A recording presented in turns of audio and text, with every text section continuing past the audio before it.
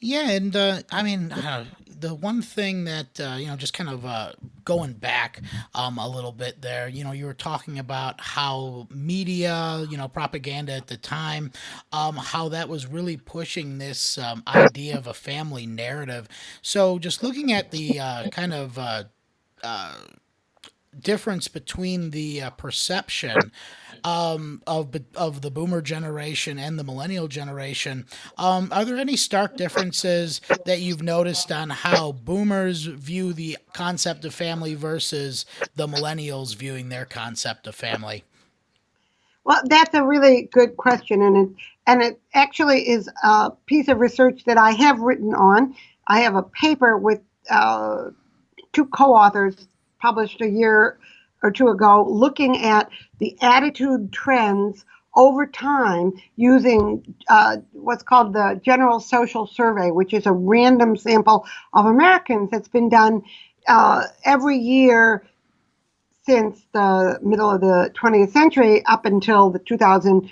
I mean, we'll do one in 2020 as well. And what we find really is interesting, and that is the big shifts in belief about uh, gender patterns and women and men's roles in the family actually happen with the baby boom generation. That is Okay. that they're the ones who really changed dramatically in the belief that men and women should be equal, that women should have an equal right to be in the workforce, and that the generations since then, each one has indeed come become somewhat more liberal, but the seismic shift was among baby boomers. What's changed dramatically is that among the baby boomers, there were still a percentage of people, 25 or 30, who really thought that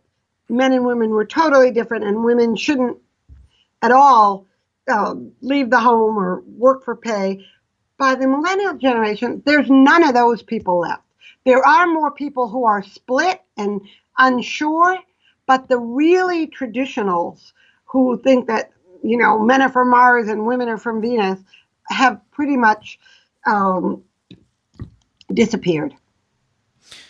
So, kind of going off of that idea, though, so with the millennials' interpretation of that family structure, millennials are really the first generation, over large to come from what would be considered non-traditional households.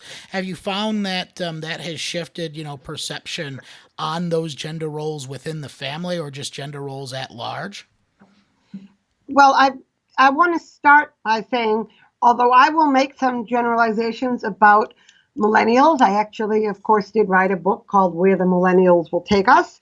Uh, but part of my story is that we can't make too many generalizations Hmm. because I found that millennials actually had at least four different patterns of how they're dealing with the gender structure in their lives. So I'm going to say some things that are overwhelming for all that I think are true for most, if not all. But then I want to talk uh, a little more nuanced and suggest that millennials, like every generation, are not all the same.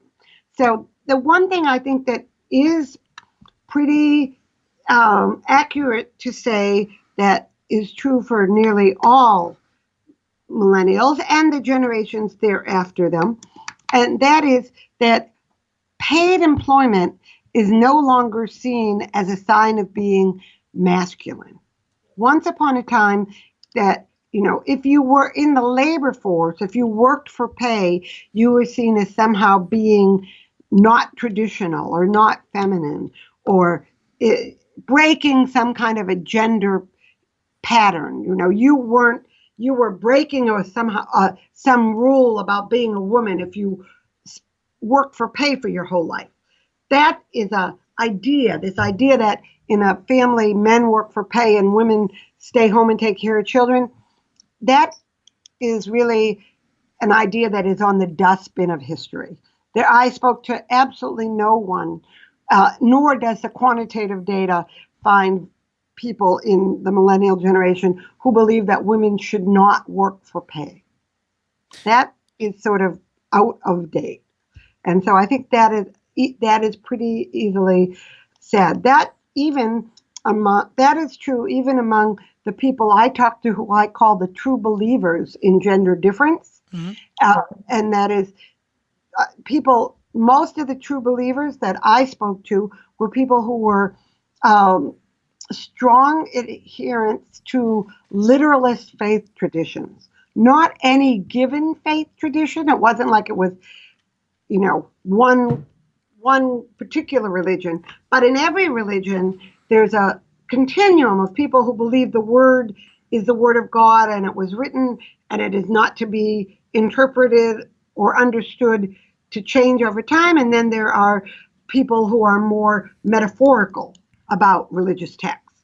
And what I found is that people who believe in religious texts and are part of religious communities that are very literalist, um, they are the most likely to be true believers in gender difference because God said man should be head of household and that kind of thing. Even those people have left behind the understanding of gender, including working for pay. And working for pay has nothing to do with gender anymore. And I think that's pretty new in a millennial. That the millennials are the ones who are sort of totally left behind that idea. Now, maybe if you believe men and women are really different kinds of people, and from men are from Mars and women are from Venus or something, then you think that men and women should work in different kinds of jobs. That Hmm. women are better at being kindergarten teachers and nurses, and caretakers, and men are better at being the captains of industry. But not that you think that women should never earn a paycheck. And I think that's important to say out loud. And it's also important for family dynamics because I think it's really clear that when women are no longer economically totally dependent, they have more power in their heterosexual marriages. So that's one thing that I think is is a kind of generalization I'm willing to make. The other, in probably the only other real generalization I'm willing to make about the millennials around gender, is they tend to be what I call libertarian around gender. And that is, even if they themselves are traditional or conservative, or they do not talk about gender as something they feel like they should impose on other people. That is, you ask someone about should men use makeup or hair products or even nail polish, and men will say, I would never do that. But if somebody else wants to, it's none of my business. There's kind of a willingness to live and let live Hmm. around gender politics that you hear from millennials that I think is, and again, I think millennials are here the cutting edge for, I think that generations after them seem to be even more like this than millennials. But I do think that what surprised me was when I talked to people who were even very conservative about their own expectations for how they would do gender or be gendered or wanted partners, they were very unwilling to say, but I think everybody has to do it this way. And I think that is also um, important. And it's important to know, and it's important for public policy makers to hear because millennials, of course, are at this moment the sort of almost the middle generation. They are. When I talk to the millennials in my book, I was talking to people who are between 18 and 25 or 26.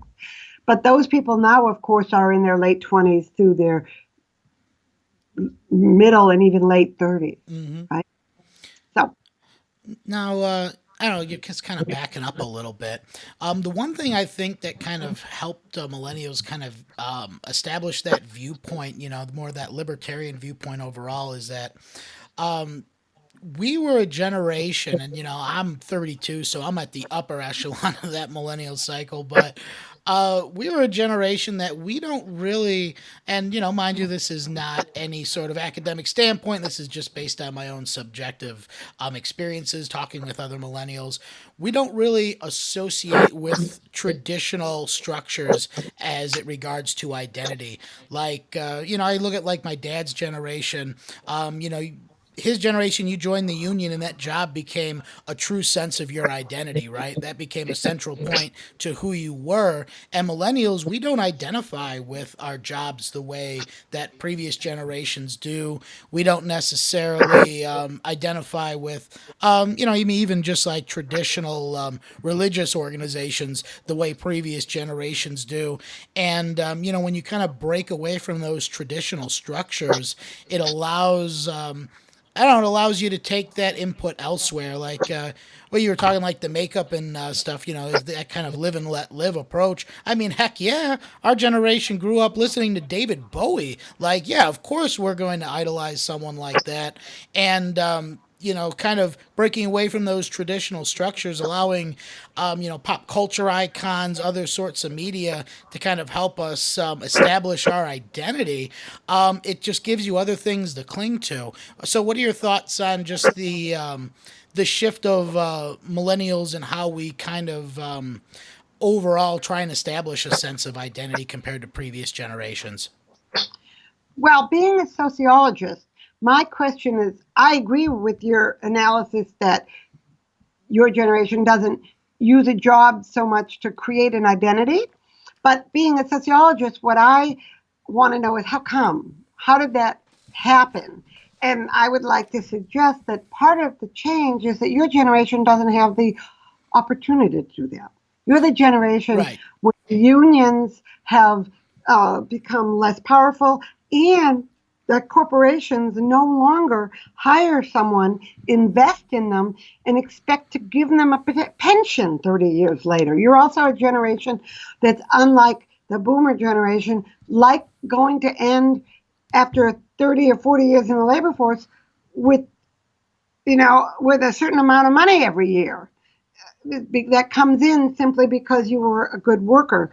And so in some ways, you don't identify with those institutions because the institutions begin to fail you as institutions. And I think that's a really sad but real phenomenon that we have to think about. It's certainly around jobs and identities. When it comes to religion, I think it's an interesting question. And here I think the proof has yet to be really clear because many generations uh, in the last since the middle of the 20th century have kind of been cyclically involved in religious institutions, and that is leave them as they come into young adulthood. And in American society, historically, children leave the home between 18 and 20 and set up independent households, but then come back when their children are ready for religious education. Mm-hmm. And so it'll be interesting, I think, and I'm not making a prediction. You may be right. Millennials may not en masse come back to the religious institutions of their childhood, but I'd be interesting to see whether or not they don't shop around and find religious institutions in which to raise their children when their children are 6 or 8 or Mm-hmm. whatever ages that people begin to feel like, is my child going to have any place to talk about morality and ethics Right. outside of my own home? And so it may be, but sociologists are terrible at predictions, but I'll make one. And that is that at least some millennials will, rather than simply go back to the religions they were raised in, they will shop for a place, a religious community, or that feels right and probably maybe only stay with it while their kids are in that formative stage. But that's an open question because millennials are are now um, at that moment when their children are at the higher end, are you know entering the moment where they might go to religious education and be part of church youth groups and those kinds of things.